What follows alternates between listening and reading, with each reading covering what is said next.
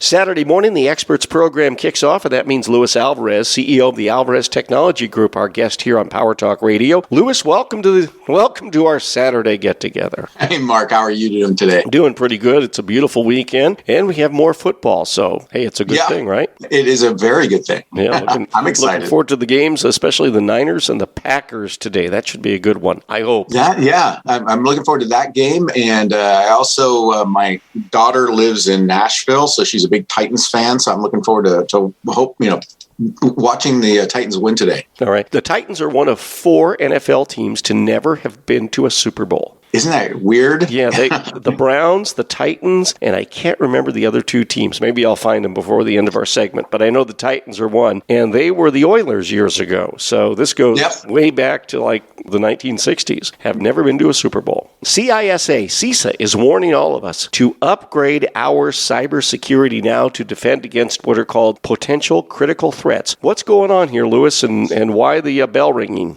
Well, this really has to do with what's going on in Europe between Russia and the Ukraine.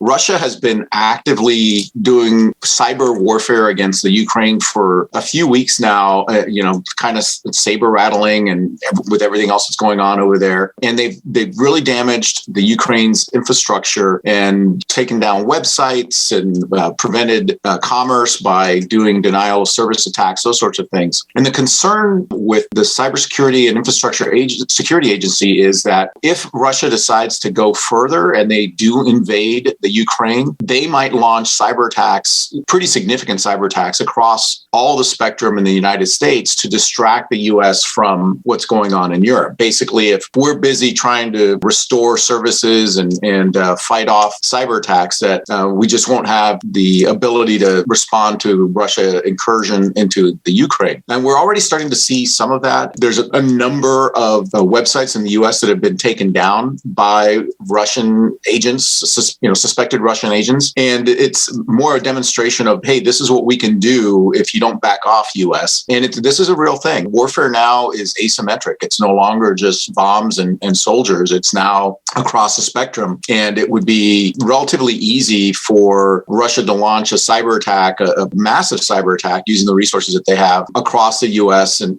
cripple many of our industries.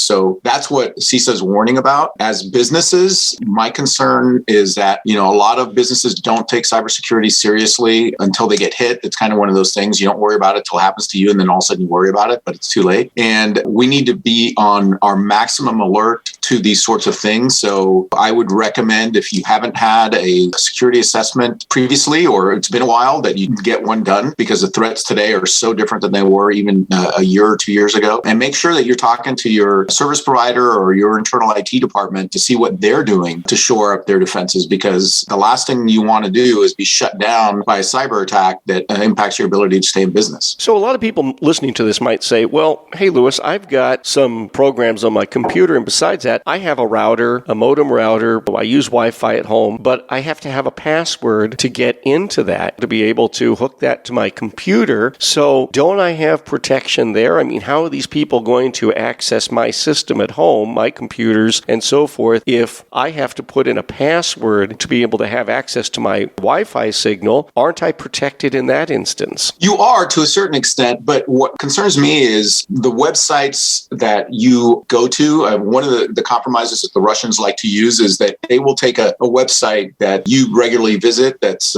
commercial, everyday website, and they'll put in malware on that site. So maybe a link that, you're on CNN, for example, and you see a link and you're thinking to yourself, well, I'm on CNN. Clicking on this thing wouldn't be a bad thing. But in fact, that site is now infected, and that link downloads Trojans and payloads to your PC that then renders that PC inoperative. Or phishing emails, in particular, if you don't use any sort of filtering software to filter out suspected phishing emails, that you be very, very careful about the kind of emails that you read and clicking on any links on those emails as they come into your system, because that's the number one way to spread malware, to spread destructive Trojans, is to use phishing. So be on the lookout, be hyper alert for that. Now, one of the other things that people have to watch out for, and I just experienced this the other day, friend of mine on Facebook that I rarely hear from. I get a message from them, and they said, "Hi, how you doing?" Okay, fine. We have a little conversation. They say, "Can you help me with something?" Well, what exactly is it? They said, "I can't access my Facebook account." Now, they're on Messenger. So they're telling you that they can't get into their Facebook account, and Facebook says the way that they need to do that is they need to have Facebook send me a 6-digit code that I would then send to them that will allow them to regain access to their account. Well, the person sends you the code, or they get it sent to you through Facebook, and you get this 6-digit code, and you have to read this carefully. From Facebook, it says this is a code that will allow you to change your login information, your password information.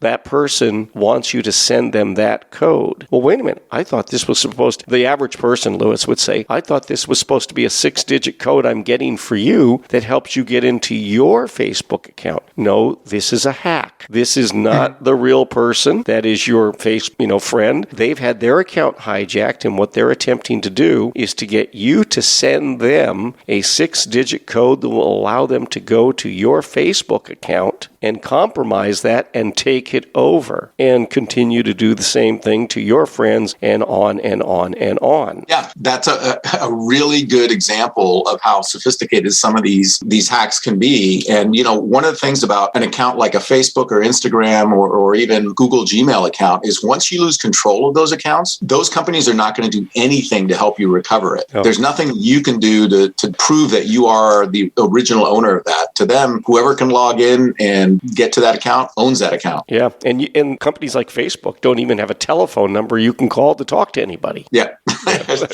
So absolutely true. So when you get that code in your email from Facebook, they will ask, did you request that this be sent to you by us? And you reply, no, I did not. And then I don't know if that initiates any other layer of surveillance by them, or maybe it creates like a sort of algorithm that they have that watches for members that may potentially end up being compromised. The thing is, don't give the code to the person and don't reply to them. Absolutely not. And if you are using something like Gmail, please turn on multi-factor authentication so that even if they try to get control of your account and change the password, they won't be able to do it because the text will go to your phone or be on your phone and not on theirs. There you go. All right. That's Luis Alvarez, CEO of the Alvarez Technology Group. Online, alvareztg.com, @AlvarezTG. That's the Twitter handle. And Luis, the toll-free number for that I-Team. Give us a call at 866-78-I-Team. That's 866-784-8326.